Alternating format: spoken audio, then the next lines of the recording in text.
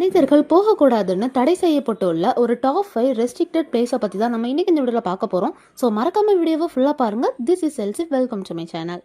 5th பொசிஷனில் இருக்கிறது snake island. இது பிரேசில் நாட்டில் அமைஞ்சிருக்கு. இங்கே பல்லாயிரக்கணக்கான பாம்புகள் வாழ்றதுனால மனிதர்கள் யாருமே இங்கே போகிறதுக்கு அந்த நாட்டு கவர்மெண்ட் அனுமதி கொடுக்கல. அண்ட் நம்ம இதில் 4th பொசிஷனில் பார்க்க போகிறது வேட்டிகன் சீக்ரெட் ஆர்கைவ்ஸ்.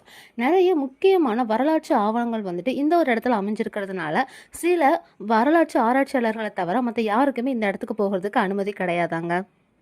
3rd பொசிஷனில் இருக்கிறது நார்த் சென்டினல் ஐலாண்ட். இது நம்ம இந்தியாவுக்கு சொந்தமான ஒரு ஐலாண்ட்.